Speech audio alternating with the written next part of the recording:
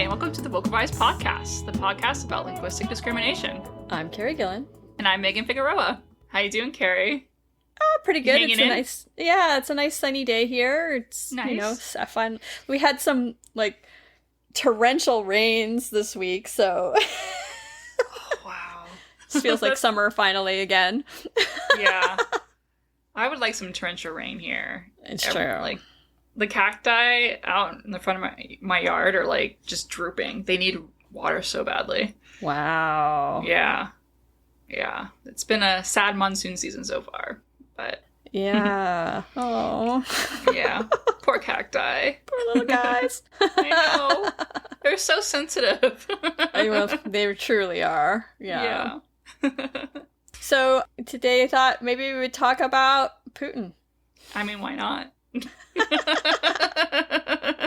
Apparently, he has turned to linguistics like dictators before him. I mean, what does that mean? I'm excited. I don't know what it means. Tell me. Just before we get into that, this is something sent to us by one of our patrons, Diego Diaz. Thank you, Diego. Yeah, so this is a reminder, if you'd like to support us, you can do so at www.patreon.com/vocalfriespod.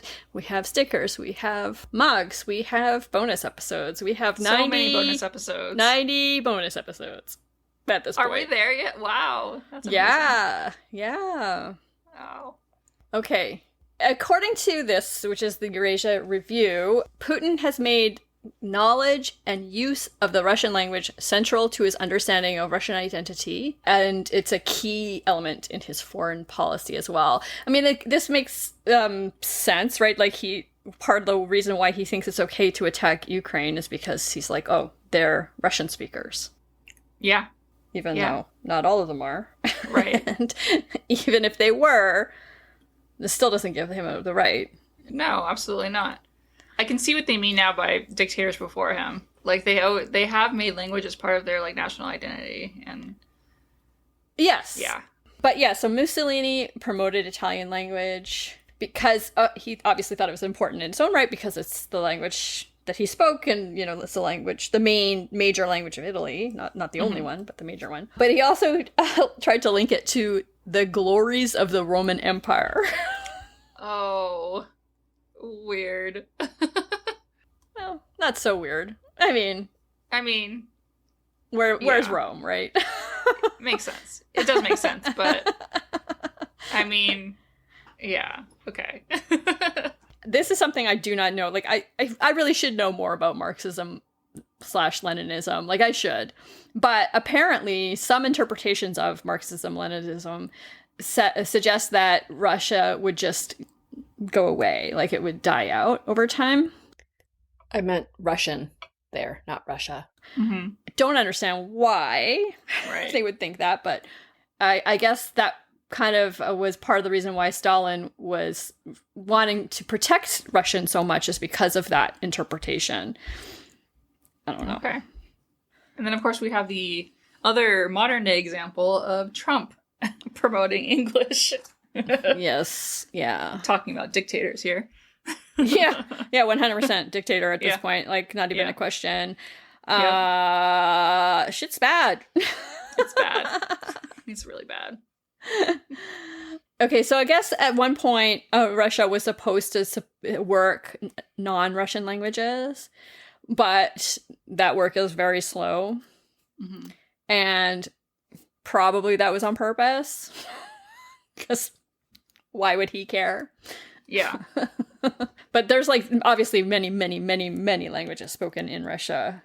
Mm-hmm. And so apparently he's paranoid that if people in Russia, within the borders of Russia, are not fluent in Russian, then there could be further disintegration of the country as a whole, right? So Russia's already shrank because, Ukraine and a bunch of other Baltic states left. And I guess he's right that there is a chance that other parts of it would want to have independence from Russia over time. Yeah. And so I think I get where he's coming from, even if I obviously don't think it's a good idea. Right. No, it makes sense to me. I feel like bigots or very nationalistic people are always like don't like other language to be spoken. It makes them uncomfortable because it's like, I don't know. I think it makes them uncomfortable for several reasons, but one of them they tie back to like it not being very patriotic. Not patriotic, but also worse than that, a threat to the country because they have a different identity. Right? Yeah. So absolutely. they could, leave the country. Russia has shrunk, right? Like it literally has. The USSR was much bigger. It's not a wild thing to be afraid of in his case, right? Yeah. Yeah. But yeah. Now on the other side, if you're a speaker of a different language within Russia, you might be afraid that if you stop speaking your language, that you're no longer going to have the right to separate. You're going to just be absorbed by the larger Russian whole, right? Yeah. So there's definitely a pushback on this from other parts of the country that at least want to keep their options open. Yeah. Yeah. And it could, according to this, could set the stage for increased ethnic conflict. I can see that. Yeah, I definitely can see that. So, yeah. I don't know. Russia feels very fragile. I mean, it's felt fragile for a long time, but I don't know, right now it feels extra fragile. If that's the case, then Putin's going to be acting even more erratically. Oh, probably. absolutely. Yeah. Yeah. So, anyway. I mean, isn't he like ramping up the drone attacks on Ukraine right now? Like, he's a loose cannon. It's terrible. It is terrible. It is really scary. And I really hope that things change because... Yeah, Putin scares me. He scared me for a long, long time, but he is really scaring me now. Yeah, so he is scary. Mm-hmm. The world is scary right now, for sure, and he's a big part of it. Mm-hmm. Yeah, he's one of the major players in terms of like destabilizing things. So the entire world, yeah. Yeah. Yeah, so today we have another episode on the word like. Yes. Always relevant. It's always relevant, yes. There's always more to say. Yes, absolutely. So hope you enjoy. Yes, enjoy.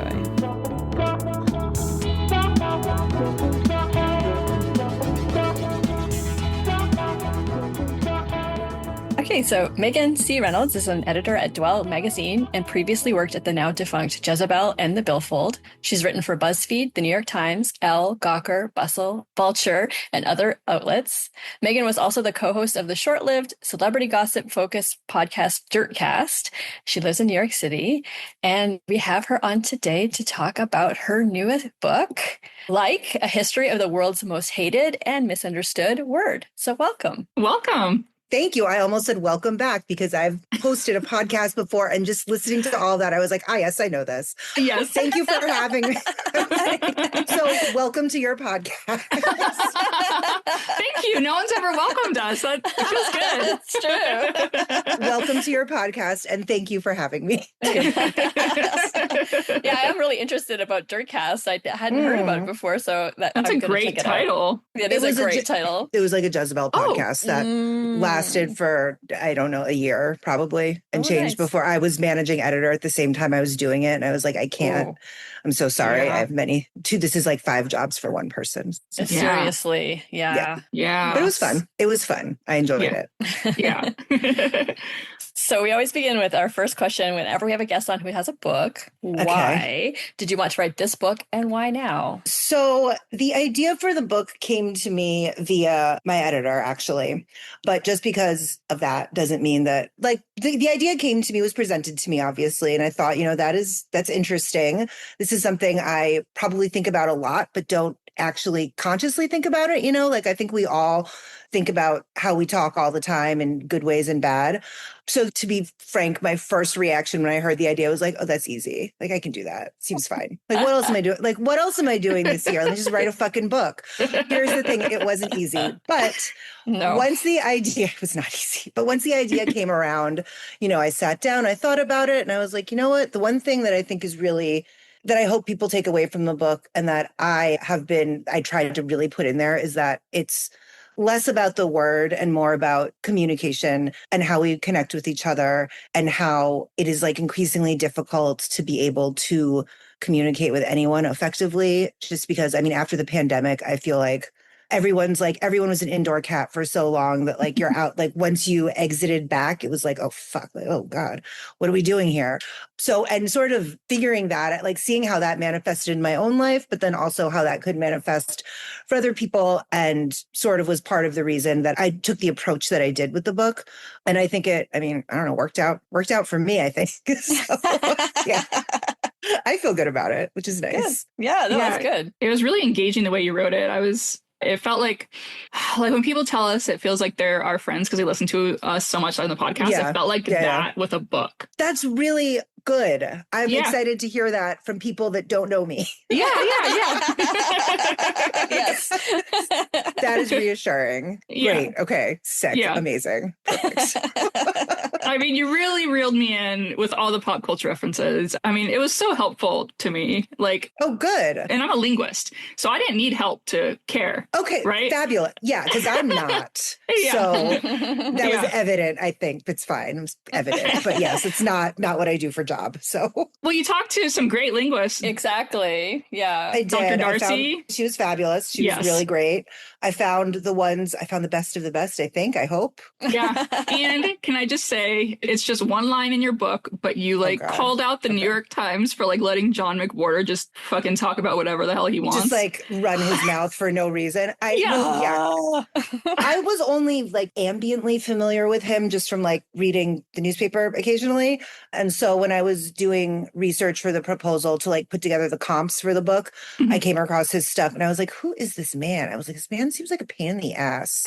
And I read one of his books for the book and I was like, this man is a pain in the ass, but he does have like some things that I need. Yes. There's some information in here that I require. So thank you, sir. But otherwise, like, you seem like a dick. Like, what's wrong with you? Yeah, 100%. Good eye. Glad I figured that one out. Yeah. He can be quite charming in person, unfortunately. I mean, most people who are dicks are charming in person. Yeah, I guess like, that's how true. they get to be a dick. That's true. Yeah, that's like part of the package deal. Yeah, it's a shame that, I mean, I'm glad that tickled somebody. Yeah, yes, I know. It's just one line, but I was like, ha. Yes, we've had our issues with McWhorter on this podcast. So I mean, yes, he doesn't seem to be someone who strives to do work that doesn't cause issues. You know what I mean? Yeah, that's true. Yeah, like kind of like a little bit of like a shit stir, like a poking the bear situation. Like, bro, we have so many other things to worry about right now. Like, like it's true. Literally, a war has just begun. Like, things are bad. Oh, I know. Yeah, it's bad. Anyway. So can you tell us a little bit about the history of the word like? Sure. So the word has been around for like a long ass time.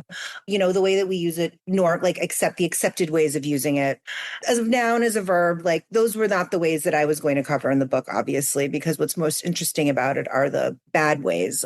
It is usually like's preponderance in the culture and speech is blamed on the Valley Girls. That, I mean, they did say it, like, that's not true, but like in the way that it's been said that, you know, that I talk about in the book that people are upset about has been around since like the 1600s. There are deep records of it in like court records from the UK in the 1600s where people are saying like I have said 9 million times since we've been talking in the past like 5 minutes and nobody, you know, that was it. It was just, it's been in there. It's been around for longer than you think. And so I think to sort of, you do a disservice to the word and what it can do if you're just like, oh, it's because of like some dumb teenage girls in the 80s. Like there's so much more to it. And I think that, yeah, from the 1600s up until right now, here we are. But it's been around for a while. Yeah. Yeah. So speaking of, what are some of the ways that like functions linguistically and how have these functions changed over time? The way that I find to be the most exciting is the quotative. The quotative is my favorite use of the word. And the quotative, once you understand what it is, it will make complete sense to you. It's instead of saying, I said my cat was a pain in the ass, I said, I was like, my cat was a pain in the ass. And what that does is gives the speaker an opportunity to share with their conversation partner how they feel about the thing in question, about the thing that's happening, about whatever you're saying. It also allows for nuance in a way that I think is really interesting to think about, because it allows you to share just like a sliver of your emotional state. And this is a calculation that I don't think occurs very consciously. It's like imperceptible at this point, because I hope that people aren't thinking about what they're saying all the time, like this much, like on this granular of a level. Like this is just part of being a good communicator, or someone who like knows how to use their words appropriately. So that's my favorite, because I think it's the one that I probably use the most. And I mean, I think it's the one that most people use the most, but it just, when I figured that out, like when that clicked for me, when I was writing the book, I was like, oh, this is a whole world has opened up to me. This is very interesting. So there's the quotative. Like is also often used as a hedge in conversation, in sentences. That one I think is also really good because it buys you time. And there is nothing I personally want more than more time to be able to get my shit together so I can say a sentence and have it sound like coherent and like I know what I'm talking about. And that is often difficult for me. But yeah, being able to just lean on a little tool that lets you gather your thoughts as you're trying to say your thoughts is amazing. And it's also nice for the other person you're talking to, who can sort of hear these little verbal pauses or whatever, and know that like, okay, more things are coming. You're not done talking. I guess I'll listen to you. Like, I guess what you're about to say seems important, because you're very hesitant to say it. And the hesitancy isn't necessarily, which is aided obviously by like and other filler words. The hesitancy, I don't think speaks to like a lack of confidence or something like that. I mean, it can be, sure, but I do think it speaks more to care, to being considerate about what you're going to say. Because if you're going to say something really hard or really important to somebody, I did 43 years on this earth, I've not found a way to say what the fuck I need to say without stopping and starting 25 times in a sentence. And so if there's a word that will let me do that instead of like dead air, then sick. That's great. That's perfect. Those are my two favorite uses of the word that are not like the standard ones. And then I think the third one that I use the most is as like an approximator of value, or not value, of quantity of things. I think that's the most fun, because that lends itself really well to hyperbole and to sort of being a little fun with it, and it also is, besides the fun, it's also it conveys more information about something, about a situation, about a thing, about whatever. If I say I have like 900 pieces of clothing to put away, I don't own 900 pieces of clothing, period, across the board. But one would surmise that it just means I have a shitload of laundry that I haven't actually dealt with. And it's more fun to say I have like 900 pieces of clothing to put away than just like I have to put away my laundry, And I think it's nice to have fun. So much shit is so unfun that why not find the pockets of fun where we can? Agreed. That's how I feel about that. Yeah. Like right now it's like 1,000 degrees outside. I mean, honestly, it feels close to that. Right. I cannot tell a lie. My air conditioner is on and I'm sweating. It's fine. You're going to kill me, but my heat is on right now. How nice. Where are you? What? Where do you? I'm in Vancouver, Canada. Is it that cold in Vancouver at this moment in time? It's colder than it should be. That does seem, Weird. Heat at the end of June does seem troublesome. Yeah. Oh my God. It's weirdly cold. I mean, sometimes June is called Junuary here because it's as rainy as January, but totally, it's still unusually cold. I lived in San Francisco for 4 years, and that weather was like, are you fucking like, what is this? Oh yeah, that's a totally different kind of. It's always misty in the morning. Doesn't matter what time of year. Wearing a sweatshirt like on the 4th of July was like against everything I know as a human being, and I left San Francisco after 4 years. That was part of it, but I was like, I can't. This is summer. I should not be cold. Yes. Now. Right. And now this is what I get. Yes, exactly. Sweating on your living room floor. Sitting on my living room floor, sweating, because this is exactly what I get. When you were talking about the functions of like, I was thinking about the one where like you use it to kind of hold the floor. I think that one, it's so important because there are so many people that just want to jump in, right? Like, oh yeah. Mm-hmm. Yeah, like I just did now. Like like you kind of know like still going to say something, so you're like, okay, something's still coming. I think that I'm not saying all men, but a lot of men kind of ignore that when it's women using it. I will say, yes, I do think that, oh God. Yeah, men, I think, it's not that I don't think they hear these things. Like their ears work, okay? Like their ears work for sure. Absolutely do they work. But yeah, it is interesting to be in a conversation with a man in any sort of situation, and to be doing whatever it is that you're doing, speaking in whatever way you speak, taking pauses, using whatever other words, and then just seeing like a silence is not the silence, or like a pause or a hesitation doesn't necessarily always need to be filled, because if you're paying attention to the other person that you're talking to, you're probably like, oh, they're about to say something else. Okay, I will let them finish their thought. However, I have found in my experience as a human being that very often men are indeed eager to sort of just barrel right in there and just get in there, just in case. They hard to wait your turn, I suppose. But like, is it? Wait my turn all the time. I don't like it. We do it all the time as women. It's not one of my favorite activities for sure, but I do it. You do it, yeah. So it stands to reason that other people could as well. No? Yeah. Yeah. Yes. It's funny because now I'm thinking about all the times I say like, because we are talking to you right now about this. Yeah. But it's interesting because, I mean, we're called the Vocal Fries. And so like, we haven't gotten any shit from like reviews that say, oh, they have terrible vocal fry. But I think we're safe because our show is called the Vocal Fries. So they attack us on other things. Yeah, you like get it out there out front. Exactly. Yeah, but I don't think, Carrie, we've ever been called out for really the way we talk. I think people we're a little bit safeguarded. Or have you noticed that? Yeah, I think we have sort of protected ourselves by naming ourselves that. But we did get called the Wonder Bread for the Mind, which I do think speaks to them calling us not intellectual. Yeah, that's true. Oh God, I mean, yeah. Okay, and what's your point? Yeah, exactly. There's no issue with. I see no issue here. That is.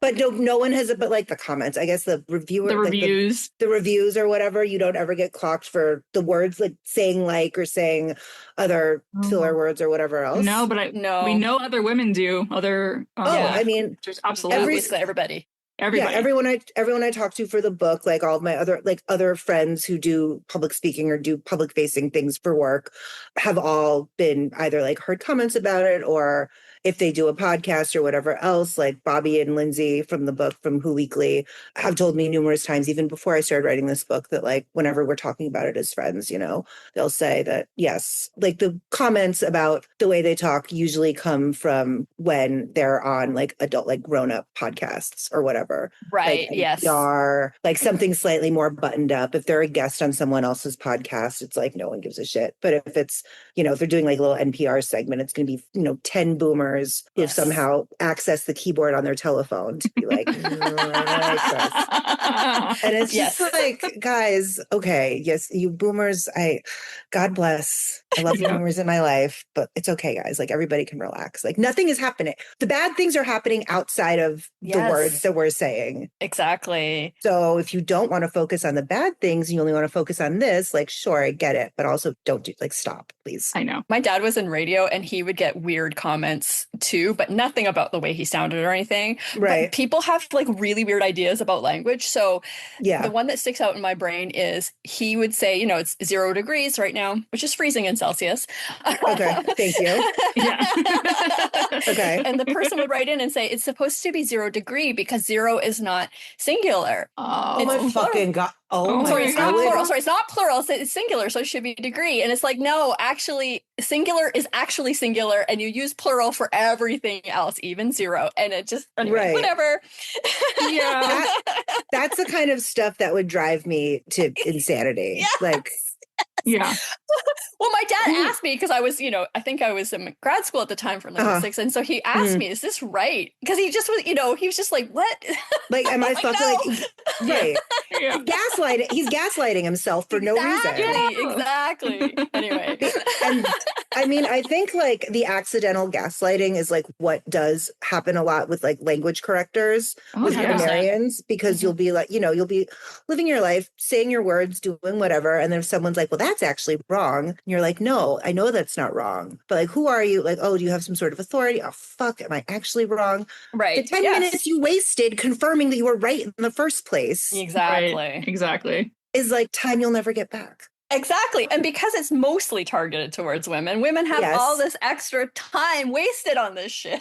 It's true. I don't like wasting my time. Yeah. And so I need everyone to relax. That's like my one ask. I need everyone to relax.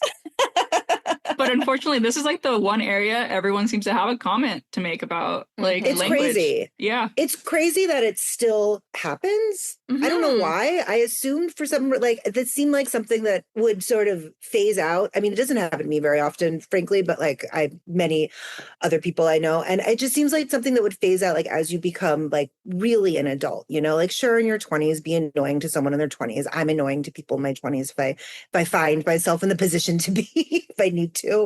But like, by the time, I don't know, man, like, give it up. What are you doing? Yeah. Go mow the lawn. Go do something else. Well, also, like has been around for so long, like you were saying earlier. Totally. But even like our conception of it as like a Valley Girl thing, at least that's from the 80s. That's 40 years ago. It sure is. Why are we still fixated on this? It sure is, baby. I mean, it's 40 years ago. The only thing is, people who are teenagers in the 80s are by now old enough. They're old-ish, older. They're pretty old now, yeah. They're old adjacent, Yes. but they've been in positions of power at work and stuff. And so one would assume that the way they were speaking when they were like a teenager is probably close enough to the way they're speaking as an adult. Exactly. So it's in the ether. So if you're putting it into the ether, you're the one who's responsible for it being in the ether. So then why are you up someone else's butt about it being a fucking problem? Right. It's not a problem. You did this in the first place. Yes. That's what's surprising to me, that like in particular is held on for so long is something we pick on. It is crazy to me. It feels like an antiquated fight. It feels like a fight, a pointless sort of like an op-ed subject circa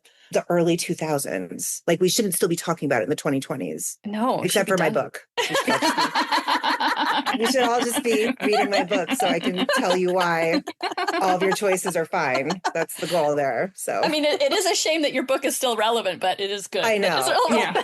I mean, when I heard the idea, I was like, that is interesting. And I was like, is this actually something people are still like fussed about? Like, I can't think of the last time anyone has ever told me to stop saying like or stop. I mean, if anything, someone's going to tell me stop saying other stuff, but it's not like, it's not like, So the fact that it is, you're right. The fact that it is still relevant now is like, what are people doing? Like, what, again, who has the time? This is always my question for people, who take on these sort of silly little quests to sort of correct, like make something fit to like their notion of what is correct. I'm like, what, don't you have something else to do? Why are you spending your time like this? Like, what choices have you, your choices are wrong.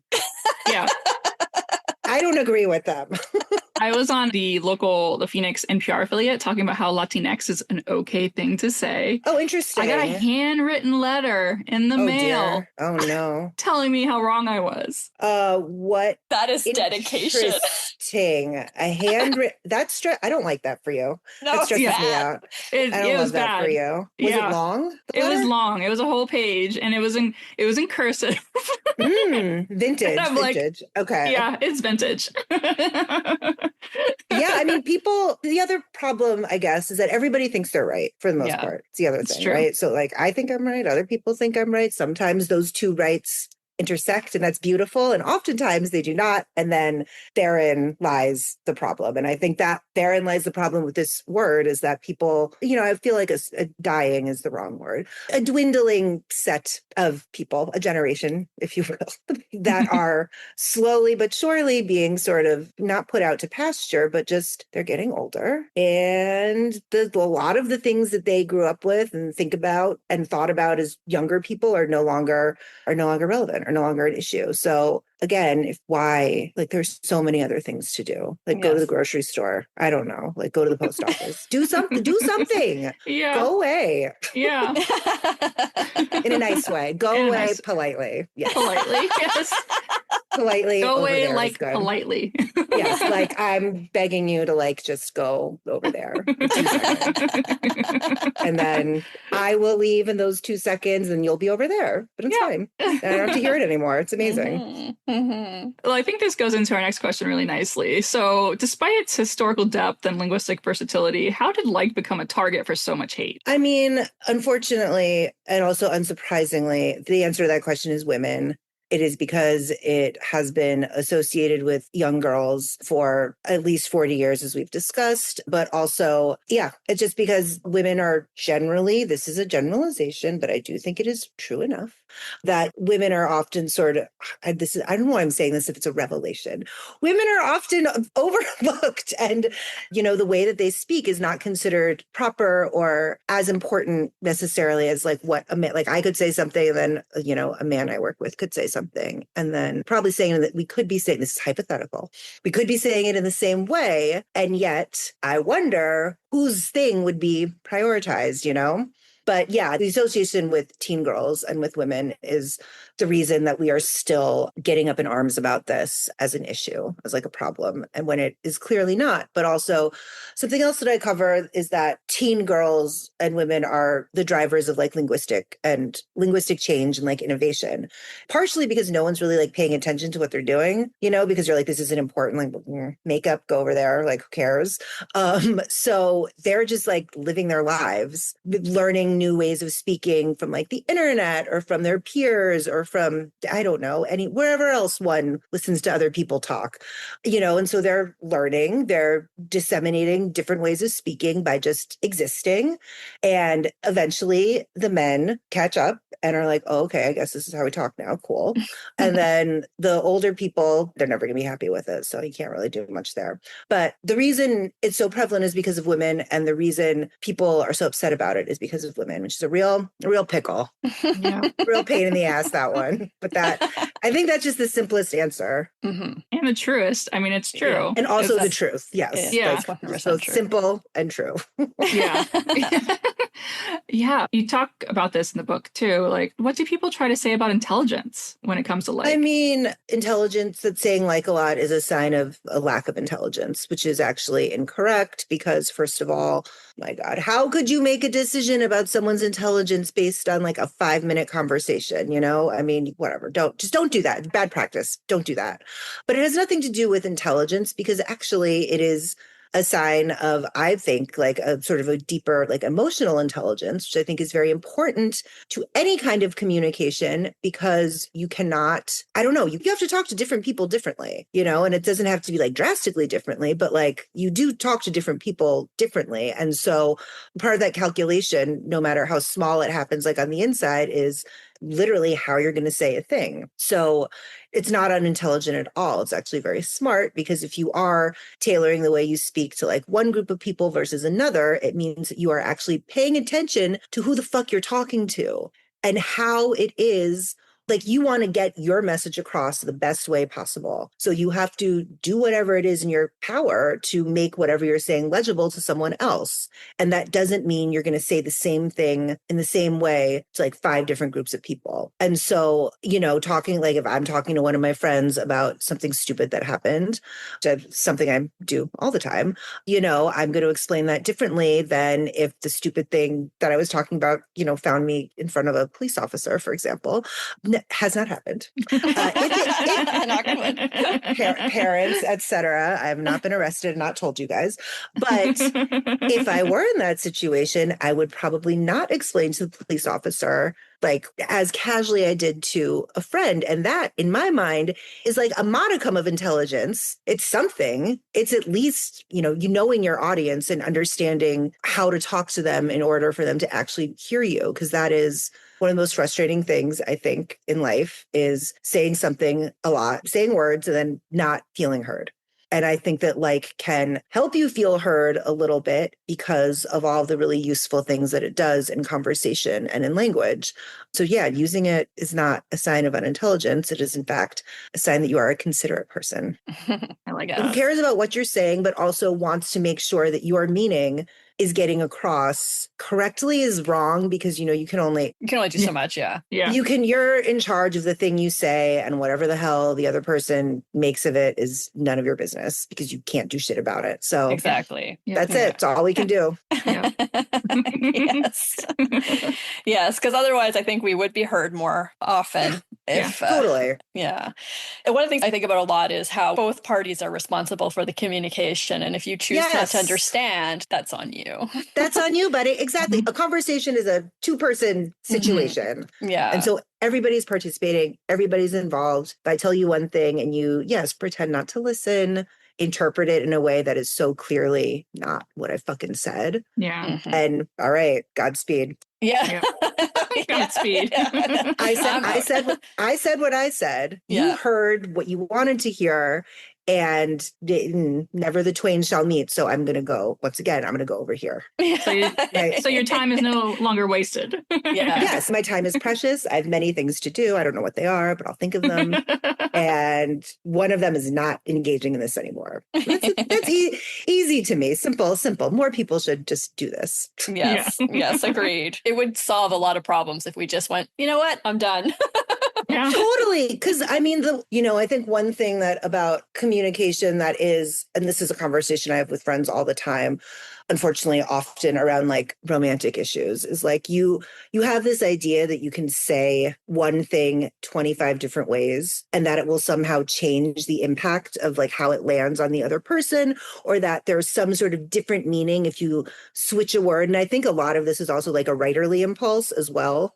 Like I am very guilty of saying one sentiment 25 different ways, and then having an editor be like, so you did say this like 3 sentences ago. And I'm like, no, but there's like 900 different words in there. And they're like, no, ma'am. It's literally, you just said the same thing. So we're going to cut some of this. But I think like that impulse is, I mean, I think it exists, but it's also just, it's just not true. Like you can say something 10 ways from like, 10 different ways, and then the person is going to interpret it however they want to interpret it. And that is something is so out of your hands. It's like so out of your hands. There's no point in even getting worked up about it, even though we do. Everybody. Yeah, does. of course. Everyone We're humans. does. Yeah. Fine. Yeah, we're not real. Yeah, we all have feelings and thoughts and things, so that's fine. But good to remember. It's good to try to remember. Yes. Like you're only one person. You're only doing one thing. Everybody else's shit is their own shit. Yes, Yeah. exactly. Yeah. So has the meaning, our perception of the word like changed over time? I mean, I do think that it is becoming less of I'm hopeful that it's becoming less of an issue, like an actual, like an op-ed, preachy, scoldy issue, because again, like it's just been around at this point, it's been around for so long. And as we said, the Valley Girl situation was over 40 years ago. So, all right, guys, like let's give it a rest. I do think it's become less of an issue. I feel like the thing that is maybe replacing it a little bit in sort of in the discourse of like, don't say things in this way, blah, is literally, which I do not have I don't have a problem with a lot, to be upfront. But people saying literally, I don't care. Like, who cares really? But I do think that the eye of anger has shifted towards other things. So hopefully at this point, like we don't need to have a conversation about why this is bad. The conversation should be now about why this is useful, why this is good. Like, don't worry about it. Why are you beating yourself up for how you talk? Like, unless you're saying things that are obviously bad, offensive, etc., everything else is probably okay. Yes. Yeah. That's on you as an adult person to figure out what's okay to say in here and then what's okay to say out here. I can't help you with that, but don't rag on yourself for saying like friends of mine still even will say to me, like, even especially obviously talking about the book, will say, oh, I say it too much. I'm like, guys, why just read this? Okay. I can't tell you why. Just here, take this book. Yeah. Get out of here. Yeah. Come back to me when you're done. It's fine. You'll figure it out. Yeah. Hopefully at the end of that, they'll be like, okay, I'm not going to beat myself up about it anymore. I mean, there's no point in beating yourself. Like, why would you waste your time? Yeah. Yeah. You'd be learning a new language. You'd be learning synchronized swimming. There's like 9 million other things you could be doing with all the time that you're wasting thinking about why you say certain words more than you say other words, unless they're legitimately bad words. Then I would like you to think about that so much all the time. Yeah. Yes. Otherwise, like, please think about that constantly. Otherwise, like, don't fucking bother. Like, what are you doing? Yeah. I think it just shows like that we're just taught so much to care about what other people think about us. And so that's the other thing. Yeah. We yes, that's one of the problems with being alive, I think. Is that other people's opinions seem to really, really matter. And I do think obviously there are points in our development when other people's opinions like really do matter in a way that feels very like life-threatening and consequential, like being a teenager.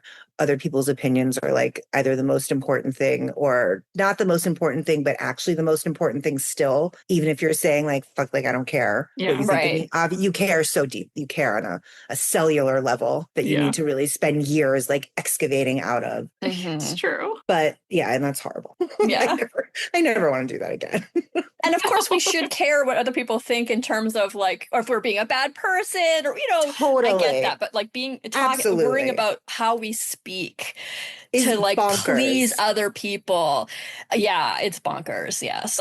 I mean, I think this comes up for me at least. I think the place in my life where I get the most in my head about it is in the workplace. And I have historically worked, I mean, all of my jobs have been pretty casual media and or media adjacent jobs. And those I think have not different rules, but different work cultures than like one of my sisters who is a lawyer, for example. She probably speaks to people that she works with much differently than I do.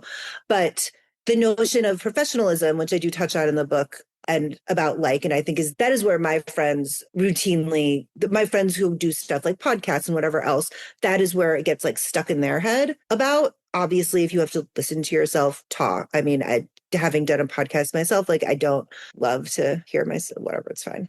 Not my favorite thing to do. I'm fine with it. But that is a really good way to make you immediately take, fucking tweezers to like every single sentence you've ever said and sort of lay it all out there and be like, well, shit, I'm inarticulate. What do I do? And that's simply, it's not true. But yeah, in the workplace, I think that is where I get the most caught up on it because what you're getting now is also what most people are getting like at my job or like out in the world. It has never felt useful or really necessary or important to me to have everyone has like a customer voice, like that's what I call like my professional, like if I need to like be stern in an email, then I have like my written customer voice, but otherwise it's just you're getting the same shit across the board. I don't think I've ever really thought that there was anything particularly wrong with that. And then when I started having, I guess when my job started becoming more like email forward, then I was like, oh, interesting. What am I doing here? What are we trying to do with this? And the answer is I'm not doing it. I'm doing nothing. I'm still saying the same. I'm still communicating what I need to communicate. And in fact, if I'm more casual when in the situations that warrant it, but less so when I need to do the stern email, then hopefully the impact of me, being a little whatever, then I hope that actually lands because it's like, interesting. I did.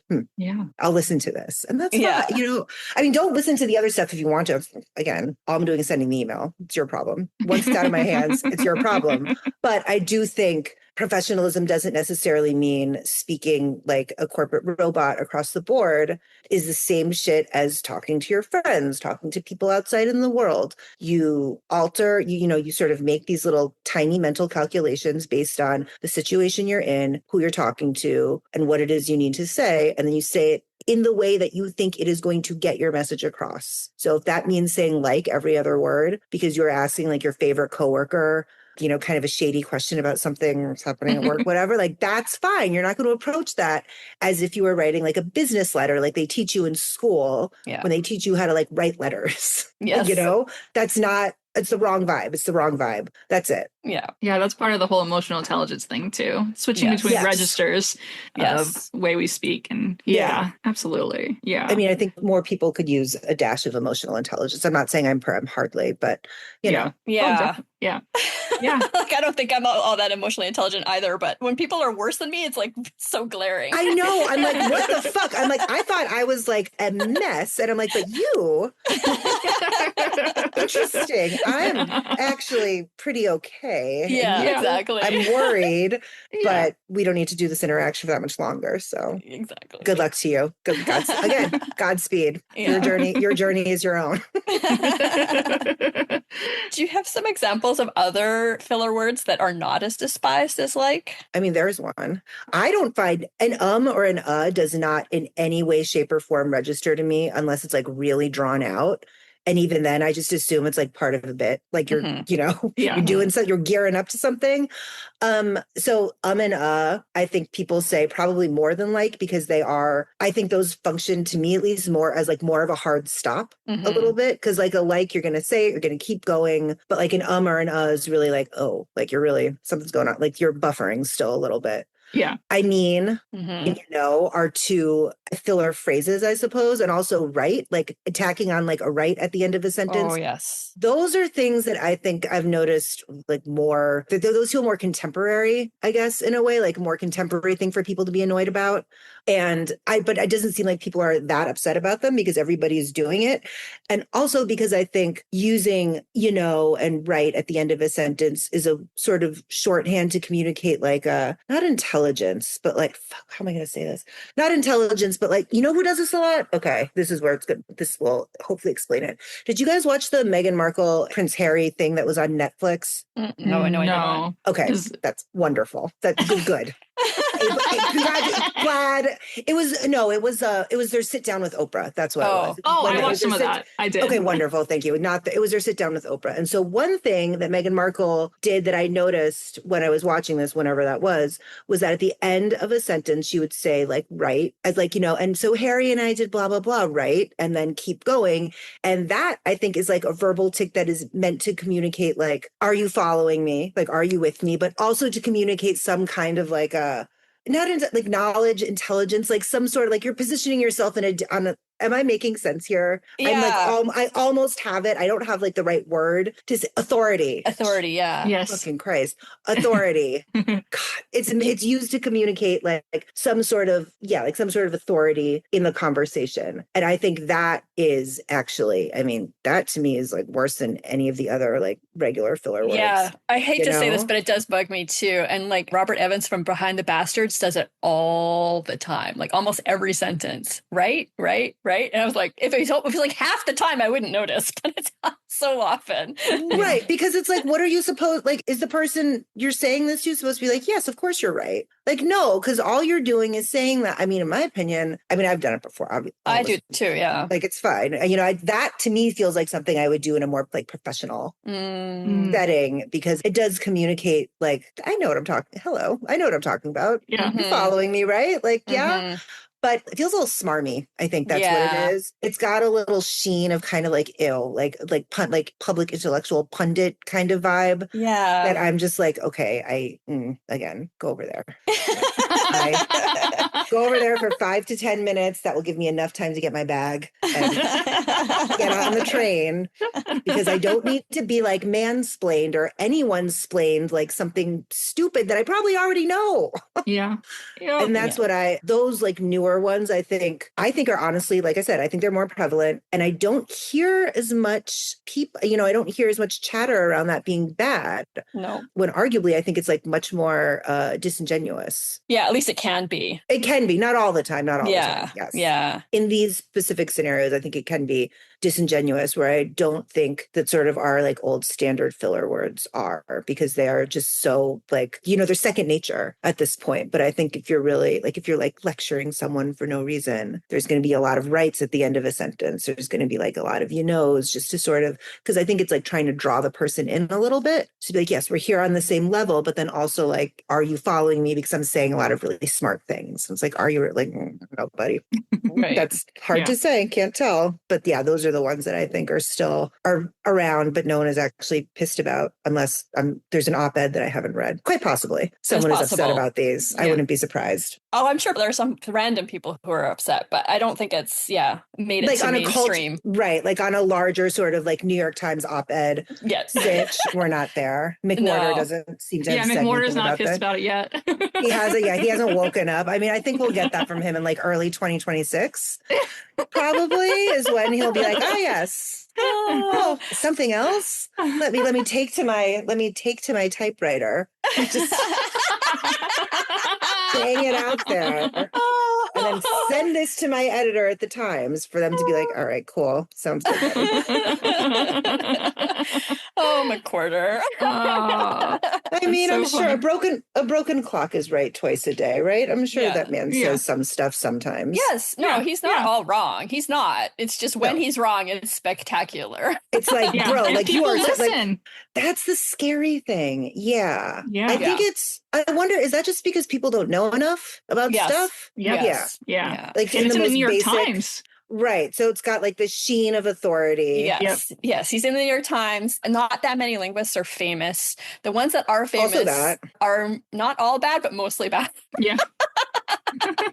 Why are they bad? Because why? Well, so I think, well, okay, I don't know why they're bad, but they are bad in the sense that they're usually racist or sexist. Oh, or yes. both. Okay. That's what I thought. Yeah. That's what I assume when we said bad. Yeah. Assumption. Those kind of bad. Yeah. Like Steven Pinker is a eugenicist. So yeah. That's certainly correct. Yes. Yeah. I mean, the one thing that I did come across that I thought, I mean, not to say that not the eugenicist thing, but yeah, it's a lot of the people getting upset it's a lot about sort of wanting to guard the old ways or like the more, the ways of doing things. And it's like, it's crazy, right? Because like a dictionary is not accurate, up to date of the minute record of like the definition of every single fucking word. A dictionary changes, is outdated by the time it is published because words are still happening. People are still doing things. Mm-hmm. And it takes a while to publish an update to Merriam-Webster, I have to assume. It's a large undertaking. Yeah. So it's, I don't think there's obviously rules and things exist for a reason. I just don't think we need to have as many in the sort of petty kind of like nitpicky, annoying, like kind of way that a lot of these like grammarian stick up the butt kind of people are. I find it's just exhausting. It's exhausting too because it's oftentimes sexist and racist. Right. Yes, I would say. Yes, classism, sexism, those three friends together. Yes, that is the other issue, obviously, is I think evident is that if someone is telling you you're speaking wrong, it's because you don't sound like a white man. Yeah, exactly. And that is cool. Again, no, why I don't want to. You can sound like a white man in the situations that you need to sound like a white man in. Yeah. Having that skill set, I think, is useful. Yes. I don't think it's necessary. I do think it is like if you have that in your little bag, then it's like nice. You can use that when you need to. But I think I'm hopeful that we are even sort of evolving away from situations in which sounding like a white man is preferred. Yeah. It's definitely look at Donald Trump.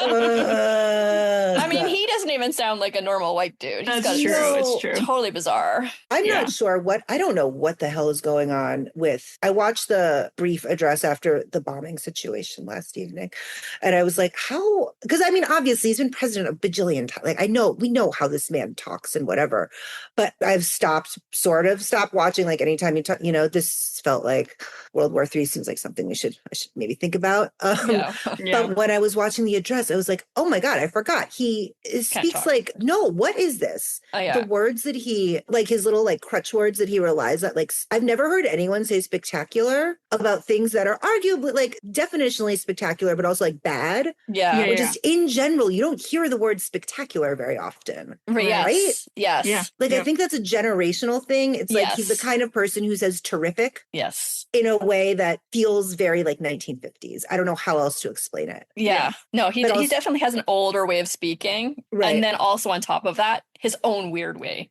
Right. It's the two things combined that I'm like, it is impossible to parse the meaning of what you're trying to say because you sound like a villain from like a Russian spy movie. Yes. Like during like the McCarthy era. Like, I don't understand what is happening. It's very, yes.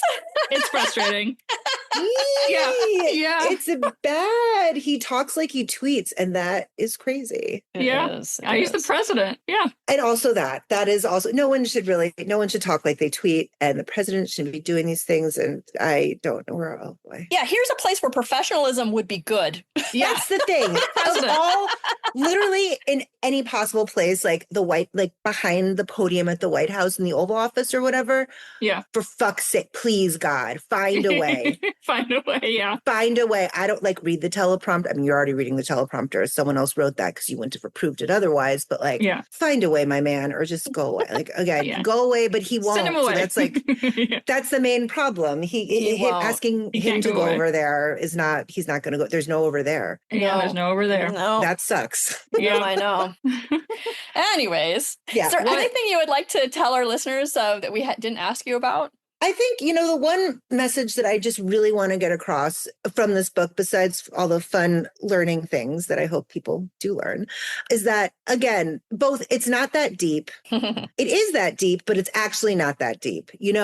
We can spend so many hours and years of our lives sort of just really going inside and picking apart the way we do things. And the one thing that I really want anyone to sort of take away is that it doesn't matter. It's okay. What you are doing, unless you are doing something arguably very bad, it is likely fine. It is probably okay.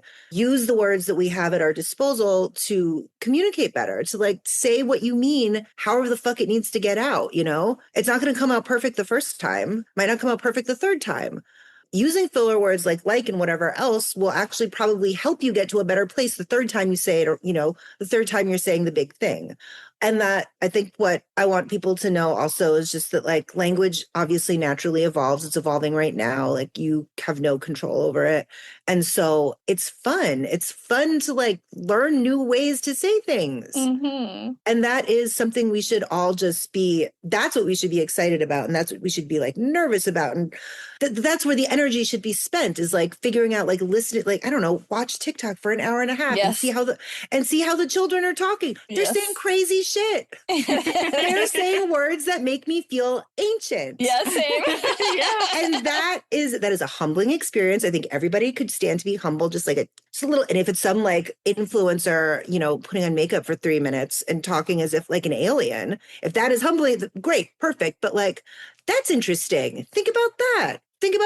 Don't tell them what they're saying is bad, because it's fine. Right. No. But just look at it. Think about it. Just be excited that language is moving in a way where we can have more words at our disposal to say the things that we mean. And I think, I am very word forward, but I do think, precision is nice. It's nice to be able to have a real spread of words, a real buffet to make your little plate, to make your meaning. And so that's what I hope people are. I hope at the end, people are just happy with how they've been talking their whole fucking life anyway. And they don't have anything else and are done being annoying to themselves or other people. If they're annoying to other people about it, just stop. No one needs to be annoying anymore. Please, God, I'm begging. That's all I want. No one needs to be annoying about the way anyone talks. Yes. And I hope 100%. I hope that comes through. I really do. That's good. Thank you. Well, we appreciate your time. It's been a lot of fun. Yeah. Thank you. Yeah. Thank you. This was very nerve-wracking. I'm not used to being the question asked, the answer? direct, yes, thank you. Obviously, I'm not used to that. I'm much rather, I've forgotten all of my words, but no, this was good. This is good. I forgot that, I didn't forget that it's coming out, but it's coming pretty soon. It's coming soon. Yeah. So I have to I have to start thinking about stuff, I guess, again. Yes. I love to think about things that I've already done. Yeah. But I will. I'm excited. And this was great. Thank you guys. Awesome. Thank you. Yeah. And we always leave our listeners with one final message. Don't be an Don't asshole. be an asshole. That is really good. That's great. I hope they listen. I hope they fucking listen. Don't be an asshole. I agree. Could not agree more. Thanks. Thank you. The Vocal Fries podcast is produced by me, Carrie Gillen, theme music by Nick Granum. You can find us on Tumblr, Twitter, Facebook, and Instagram at Vocal Fries Pod. You can email us at vocalfriespod@gmail.com, and our website is vocalfriespod.com.